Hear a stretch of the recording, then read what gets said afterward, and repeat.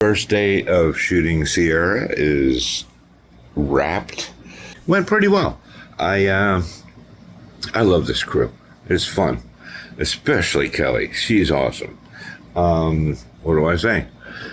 I got here. This is a kind of a strange short because of the nature of the story.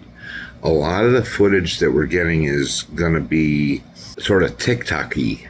I don't even have TikTok.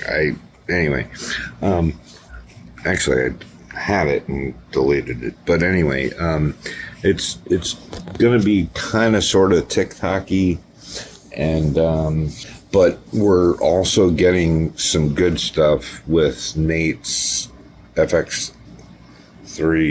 I got here in the morning. I woke up at 4. Hit the road, got in my shower and stuff, and hit the road by a little after 5. Took my time,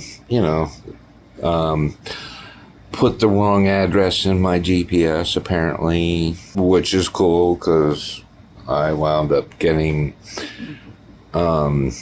here closer to on time than whatever. Anyway, I'm staying in an Airbnb. They rented the Airbnb the previous night. I had the option to come down myself Friday night, but I decided just to come down Saturday morning because, whatever. I have a family and stuff, and I like spending time with them. Sometimes I like spending time with them. That's not good. I don't like to say that. Anyway, what else? I don't know. I got here, started unloading stuff. I have a good shitty rigs picture. It's not really a rig. It's just how I transported my the wall flats that I built. Horrible. But hey, it works. I got here. I was doing 70, a little more, maybe even 75 in a couple of areas. Hey, the speed limit was 70. Anyway, what else? So I got here, blah, blah, blah. Started unloading stuff. This crew is great, but they could be a little more organized. So, and honestly, I really think what they need to do is storyboard. You spend some time storyboarding, and the shoot days will go so much quicker. Anyway, that's my take. That's how I like to do things myself. I like the storyboard. Even though I can't draw for beans, but this day and age and AI and everything else, you have no excuse.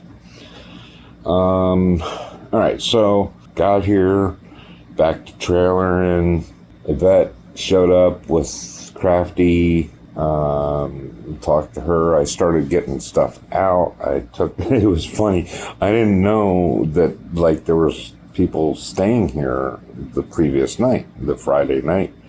So I'm checking out the Airbnb, and I try to open a door, and it opens, but it has one of those latches, so it goes maybe a half inch open, and I hear this. I'm like, oh, sorry. Now this is in Lancaster, it's Amish town, whatever. So I didn't know what to think. I thought maybe the owner of the Airbnb was staying here, but the property is awesome. It's on a farm, and there's a lot of colts and young horses around, and the property's beautiful. I love it out here. It's beautiful out here. Anyway, what else? We started call sheet, and everything said that we were gonna do a couple of shots down, like in, well, it was vague, which, I mean, it's a call sheet, so of course it's vague. It's not a shot list and stuff. So finally figured out what we were shooting first. Started to set it up for that. Found out what we were shooting second. Started to set up for that. Of course, and this happens. And this is not negative. They came up with a better option. That's all. So it's cool. It's fine. The way the sun is and stuff like that, we wound up putting outside some diffusion to kind of knock down the level a little bit, but also to diffuse it, of course. And my thought was, I was hoping that by diffusing it a bit, we could just get away with maybe a bounce inside and some negative to light it. And I think that would have worked, but they wound up not shooting it over there. They found a better option. So, whatever. But Kelly did an awesome job setting up. Like, I worked with her on the first one. I showed her, what I was thinking about, and this and that. And we auditioned it because we weren't sure what it was going to look like 100%. So we went in and I saw it and I was like, oh, I like this. I think this is going to work. So let's set up, after the first scene was done, because I have two odd shaped frames because they were like $100 versus like $600 for, whatever frames. But they do a great job. They're very soft and it's awesome. They're quick setup. I love those things. I need to get more, but I haven't found any more. I don't know if they're still selling them. Anyway, so Kelly did a great job. After the first scene was done, she took because we used one of the diffusions for the first scene, along with my new Kino Flow. I love that light. I just need a Kino Flow that has more output, more firepower. Anyway, Kelly jammed that up, did exactly what we had talked about. She did a great job. Safety-wise, even, because, there wasn't much wind, but when you're sticking, at this point, we had to use a couple of combo stands. And basically, I just put Cardellini on the end into the baby pin of the combo stand and raised it up. We used some safety chain to try and keep it tight so that the bottom of it, so that it wouldn't blow and bounce up against the window or the siding and everything. And it worked out pretty well. And then I decided that wasn't quite safe enough, so I put a couple of straps on there, and Kelly, of course, as always, jammed it out. And it was so funny because I'm watching the shoot, right, and getting some BTS and stuff, and they called it, that's a wrap. We're on the next scene. And I started looking around, like, where's Kelly? Because, I wanted her to, we had previously talked about it. She already knew what to do. And I'm looking around, and she walks in front of me as I'm looking around, and I didn't realize she walked in front of me as I'm looking around. And I get over there and I'm like, oh, she's already on it. Typical Kelly. Typical Kelly on it all the time. She's awesome. Anyway, so what else? So she went out and jammed that up, and we didn't even use it. Like I said, whatever. They came up with a better option. I like it. So we shot that. Then we were trying to figure out so there was a bedroom scene, a cheater scene. So, we figured it should be a nighttime type situation. And the way the sun was with all the light, with the windows and everything, it was kind of a little bit of a challenge. And the way the thing is written, the camera has to be outside looking in on this, this lawyer cheating with this, whatever. Watch the short when it comes out and you'll understand. Anyway, so what else? But Kelly, again, put her to work. She's so awesome because she allows me to kind of figure out and think and be creative and think about what should we do, especially with this crew, because a lot of times, in my let's put it this way, in my past, a lot of times the camera's first thing set up, and I can say, okay, I know, far side key, blah blah blah, the key's got to go over there, I've got to motivate the light, blah blah blah. In this crew, it's not 100% that way, and nothing wrong with that. It's not typical, I guess, but it can be a challenge for a gaffer. But the cool thing is, I get to think as a DP, which I also am on occasion. So I'm thinking, okay, this is what I would do. I'll get it set up this way, and then if they change their, if they do something else, we'll, whatever, work with it. Right.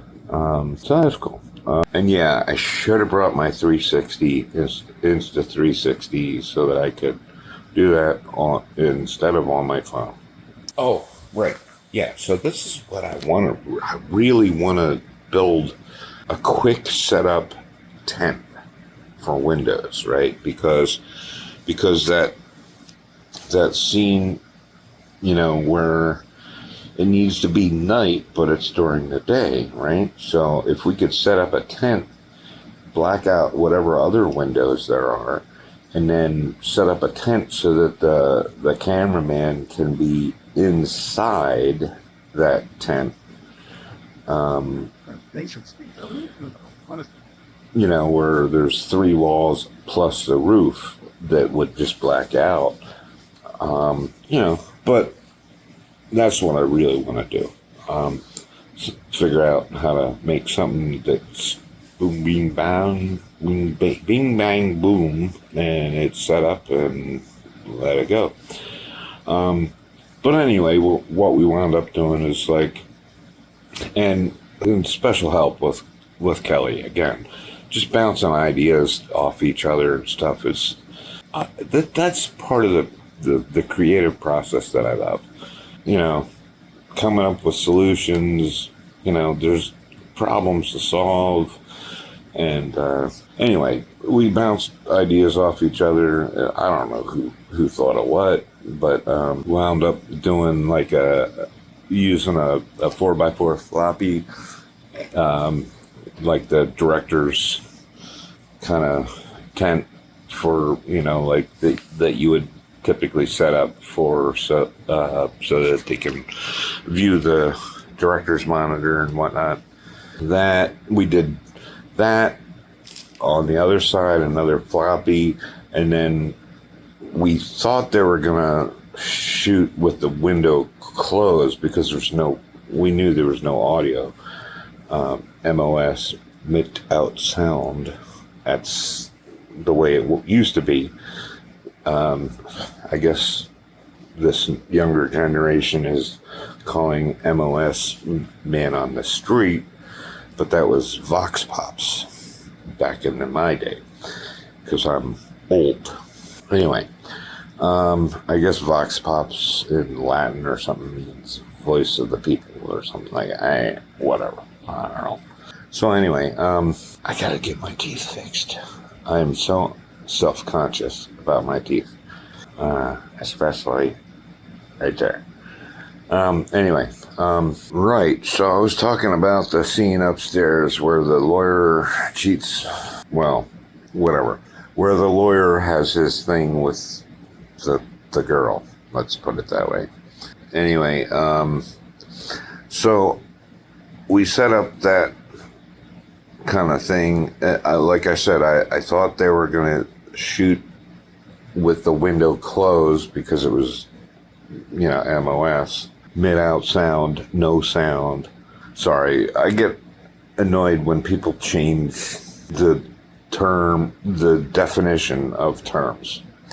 Anyway, but what they wound up opening the window and shooting through so that there was no reflections, which is what I was worried about. So we had covered it. We had and I think this one was Kelly's idea, is just get one of those big flops.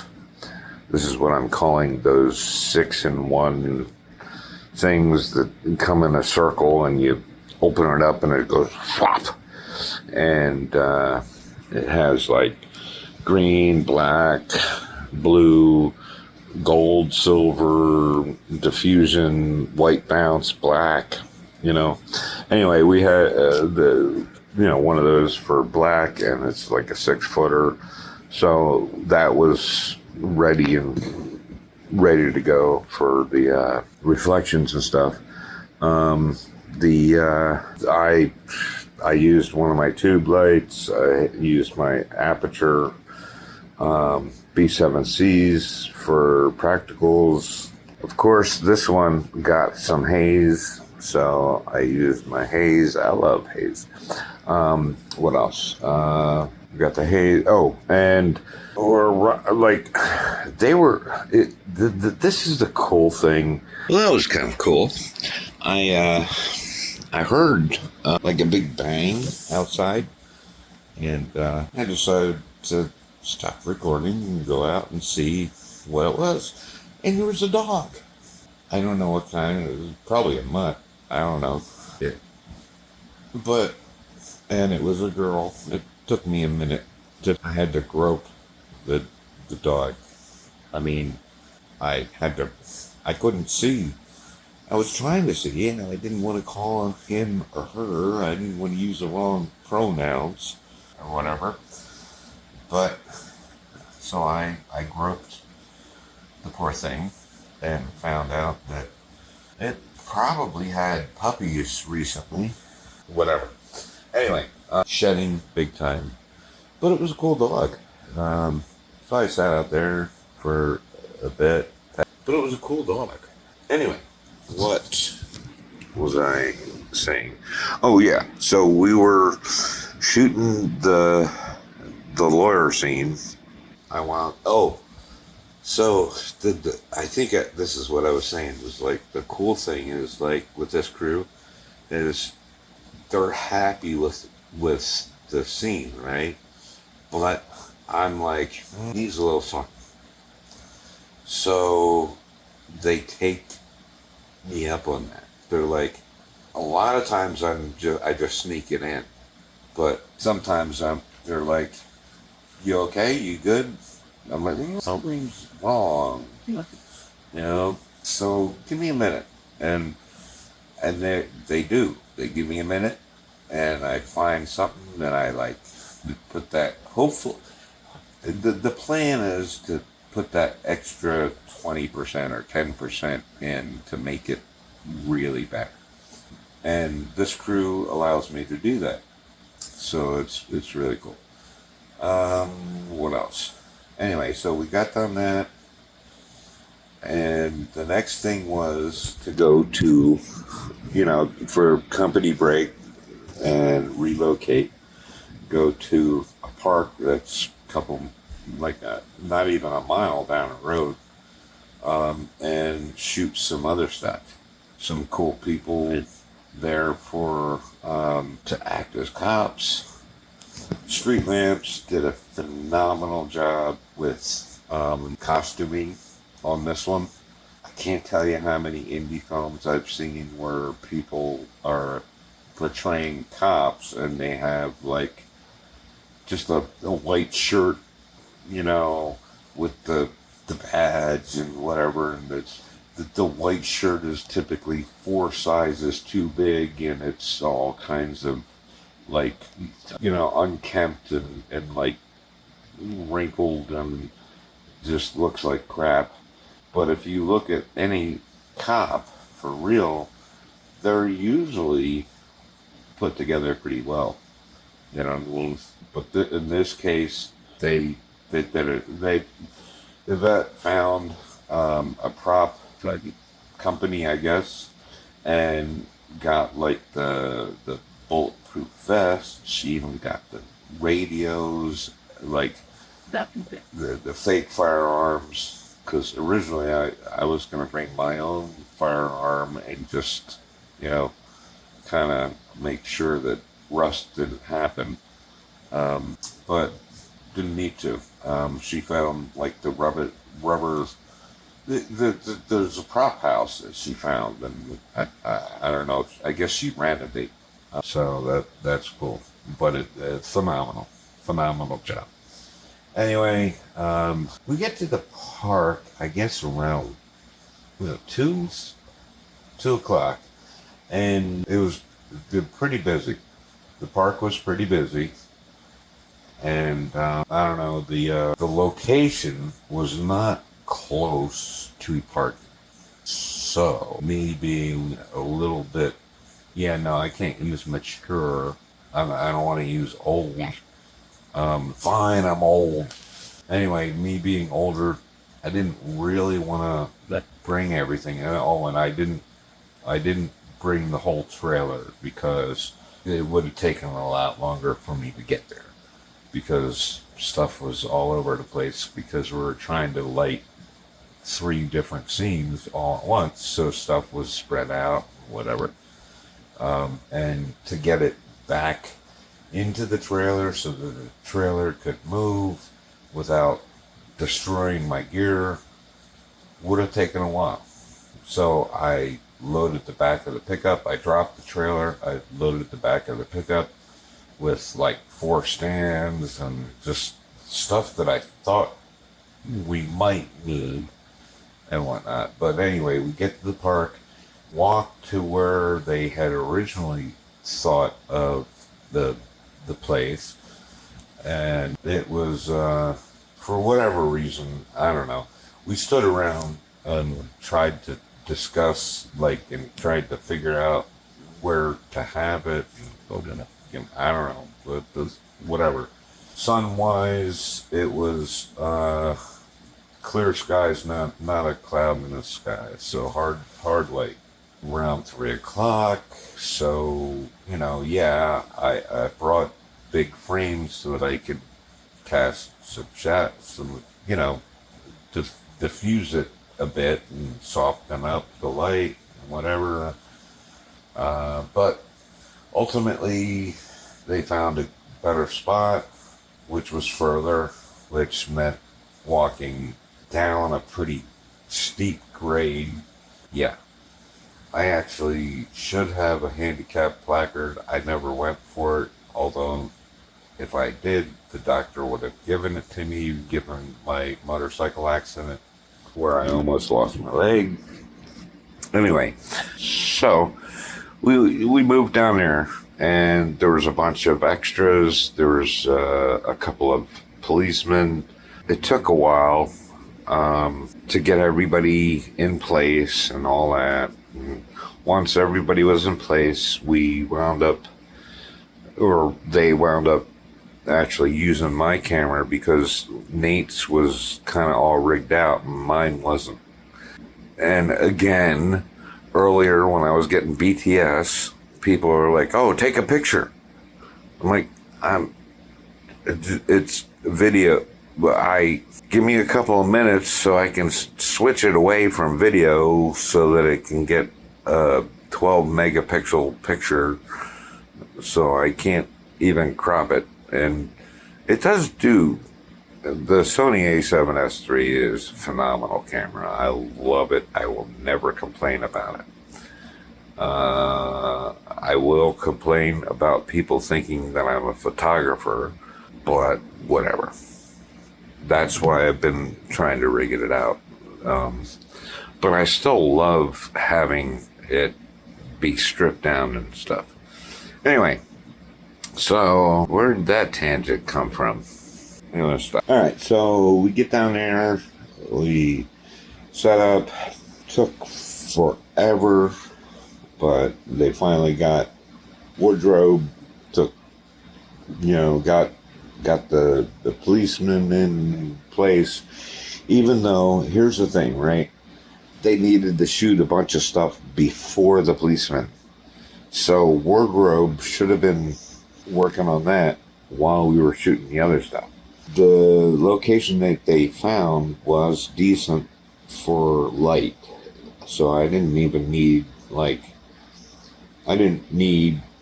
because originally we're thinking I would just Hollywood some diffusion and maybe some negative fill, but we didn't even need that. It was decent. So anyway, they got a couple little B shots. They used my camera, Sony A7S III, for some slow motion, which they're going to use like 1 second of, because his was all rigged out. Anyway, he wound up changing the picture profile, which is odd. I don't know how you have to, I don't have anything like, do I?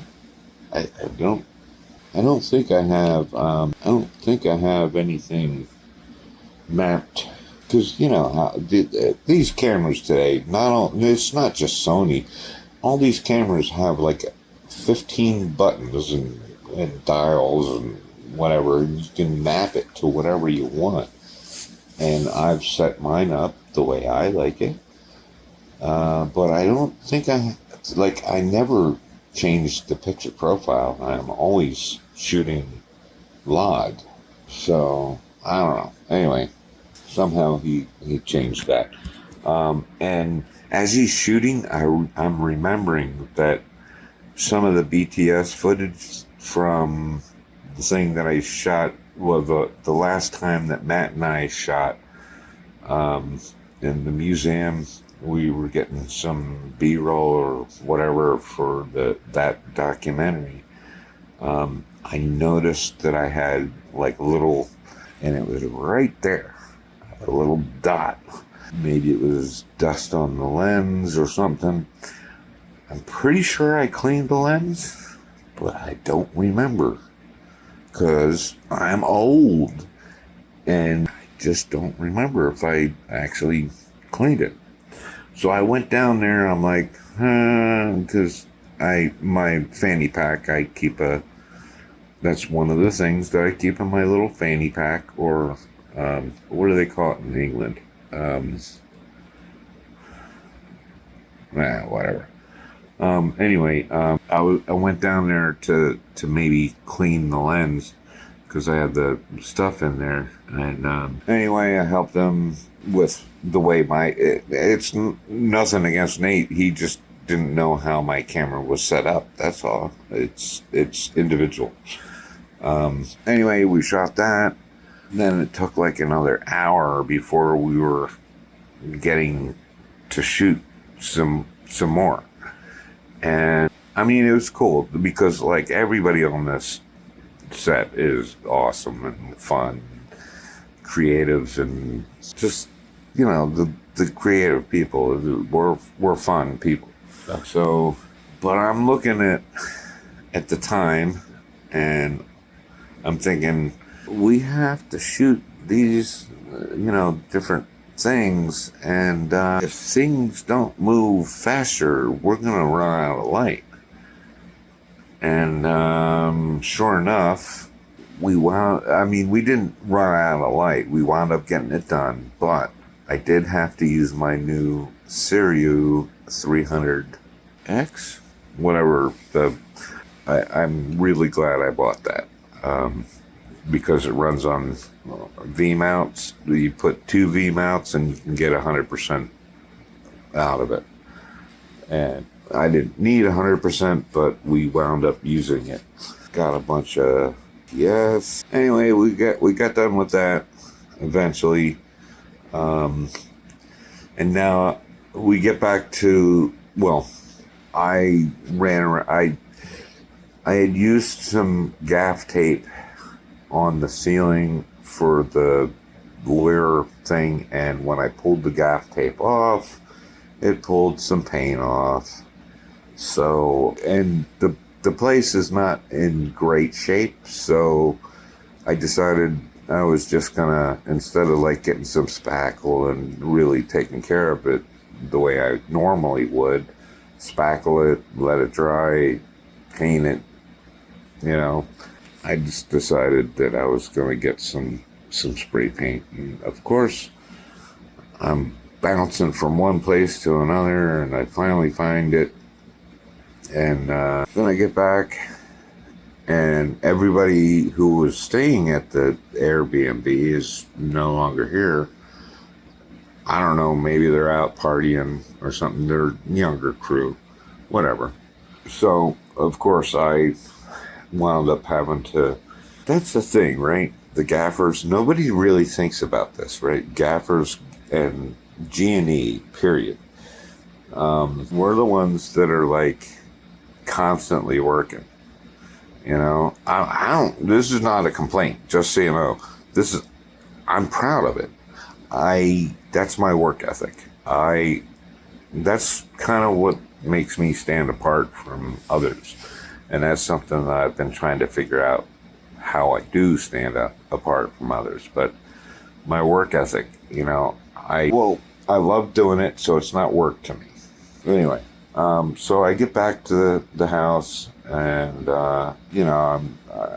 there's no more to shoot here at the house. So tomorrow is going to a studio, and we're shooting all day at the studio.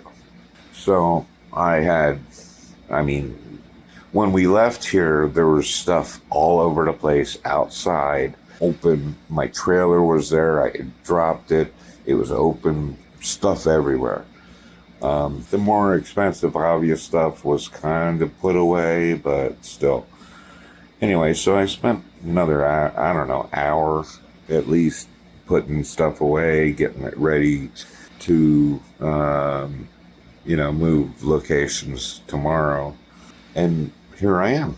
It's probably too late, but I think I'm going to go see if I can get some Five Guys for dinner.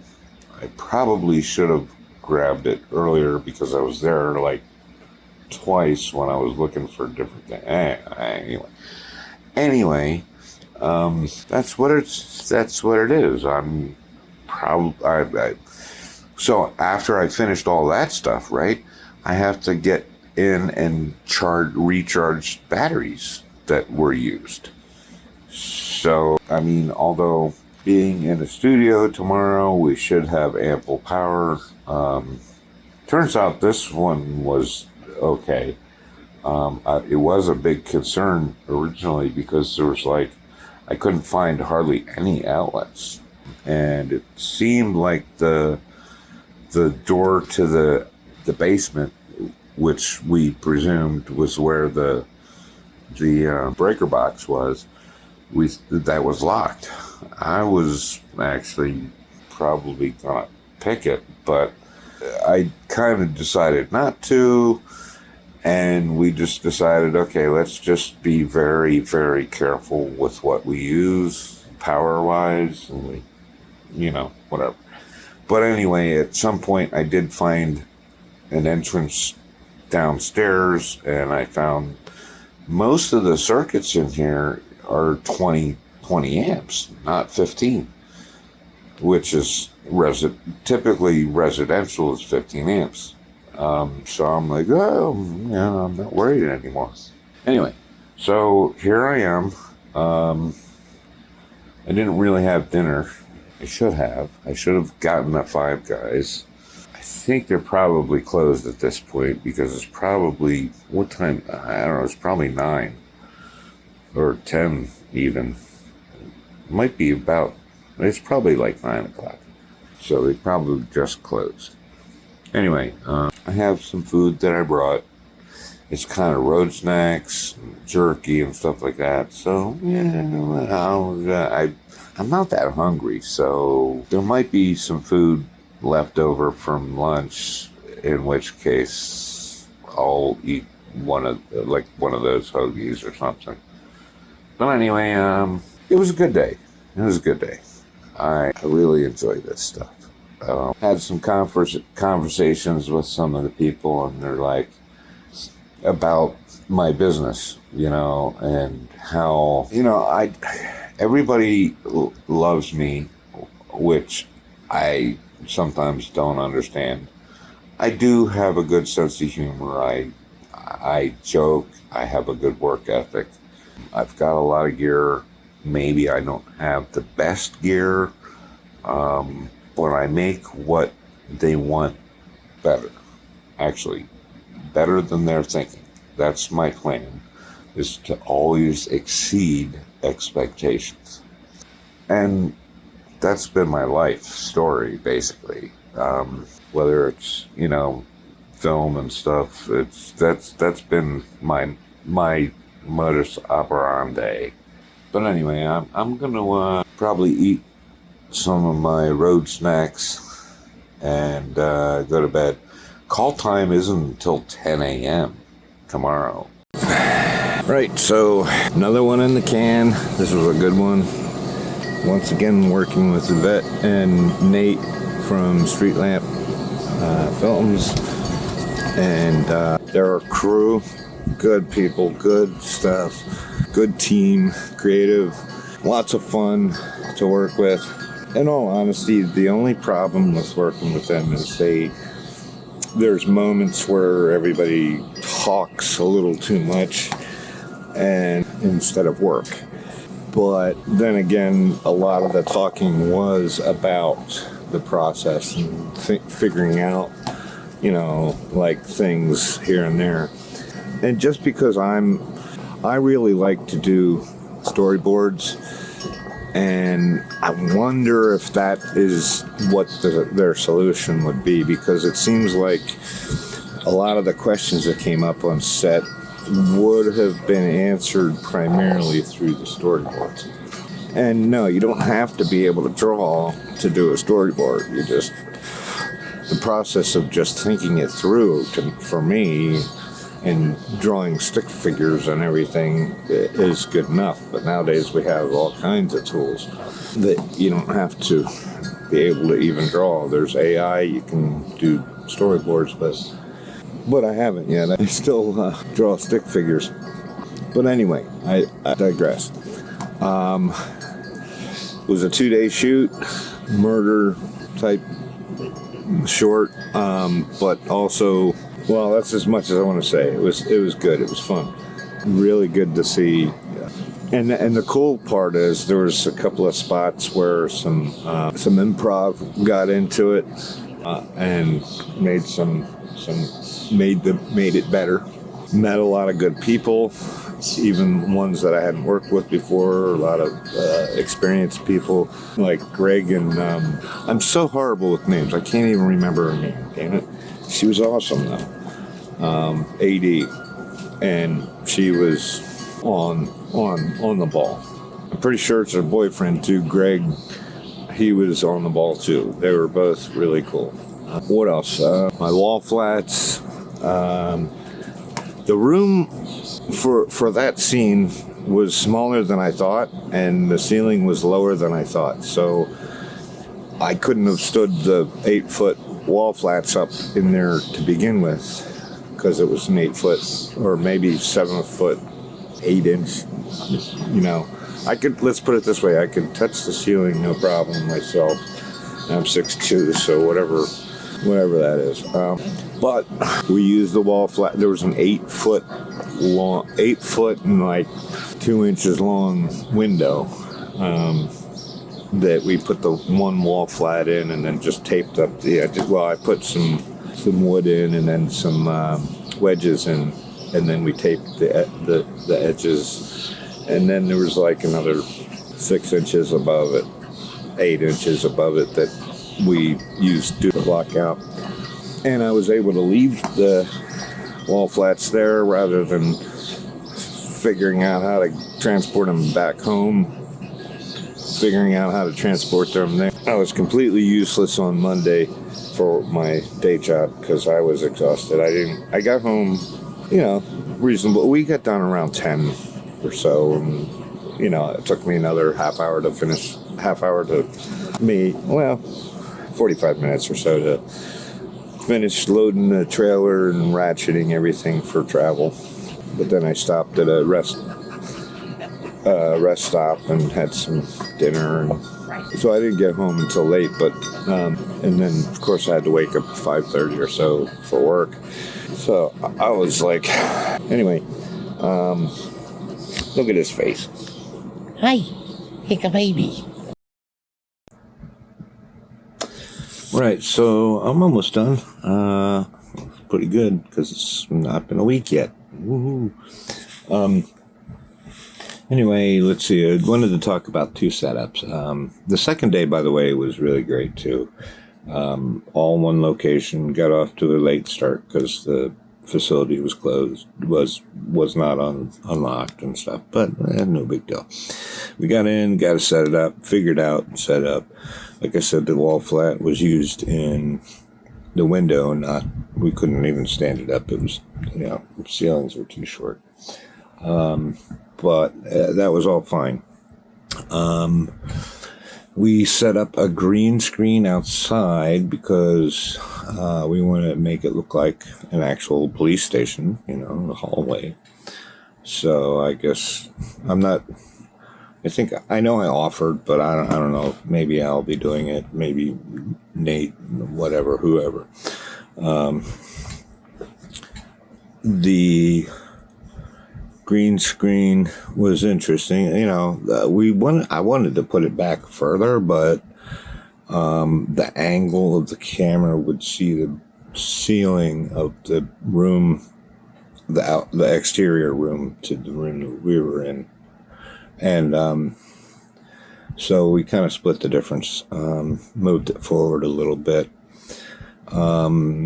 As a result, there was a little more green cast. So I did put a flag up, and I do like to, this is how I like to do flags sometimes, is just get a Cardellini, pop that on and put a grip head on it, and just like this. So that flagged off the direct green on the doorway. So the rest of it was just bouncing from the green screen, which is on the other side of the door of the camera. So there's very little spill. So it should be quite easy to take care of in post. What else? Inverse square law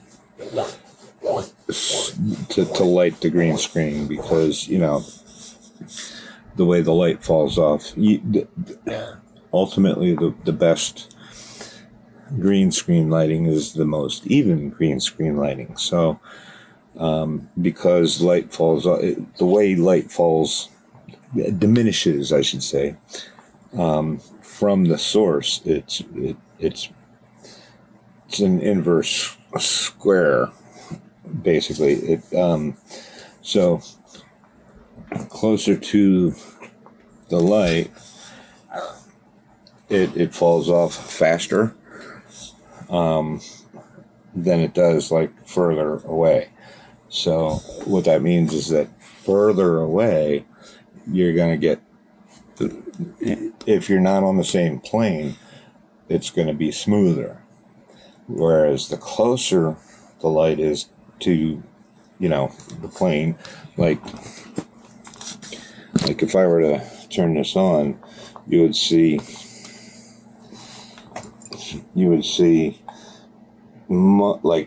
much brighter here, less, you know, like the difference between here and here is going to be drastic versus the difference between here and here.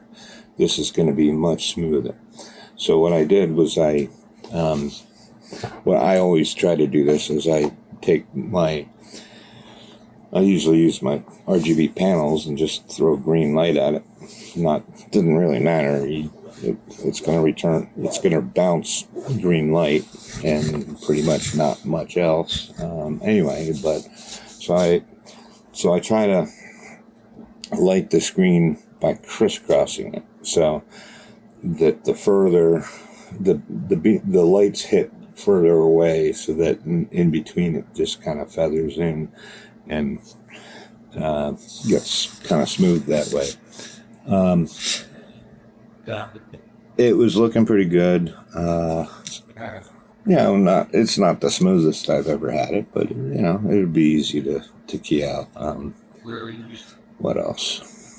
Right. So we also had an overhead shot that they wanted to do like directly over the table. So for that, I rigged up a C-stand and one of my new metal boom arms for, you know, junior, combo actually. And then I have this cheapo remote control, like pan and tilt for a camera. So I kind of figured out how to rig it up with all the.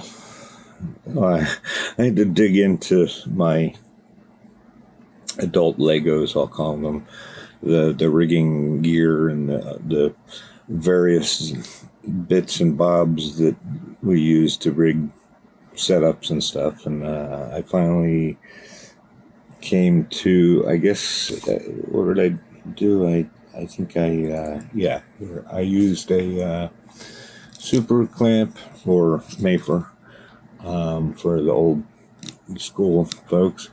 Used a Mayfer and a pair of NATO clamps. You know, so I'd put a NATO clamp onto the Mayfers because I like NATOs because you can get 2 screws on them, so they're not going to spin. You know, if it's just one screw, then it's going to unscrew, and I don't trust that. So anytime I can, I put at least 2 screws in to make sure things will not spin off or whatever. Anyway, so we wound up, because Nate's camera was, you know, all rigged out with the V-mount and stuff, and mine was not. Mine was, you know, I didn't have it rigged out. So it was more portable, which is how I like it, but that's when people think I'm a photographer. Anyway, I put mine on there, and it was a little annoying trying to get it perfect. I think I put my 20mm lens on it, which was wide enough. Originally I thought he wanted wider, but I think he was happy with that. I couldn't get it. I was probably being a perfectionist, but I could not get rid of the what's it called? The keystone. I couldn't get it perfectly straight without any kind of keystone. But you know, we can take care of that in post pretty easily. But I wasted a bunch of time trying to get it.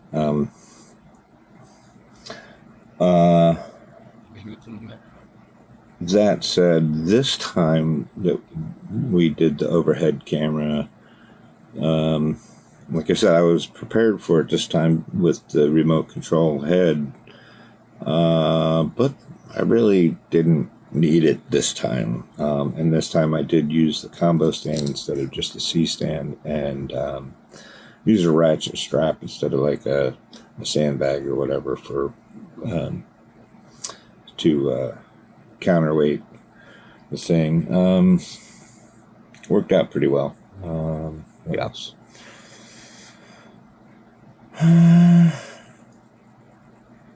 Yeah, I mean that's it. There's a ton of BTS out there. I've already used a ton of it on this video. I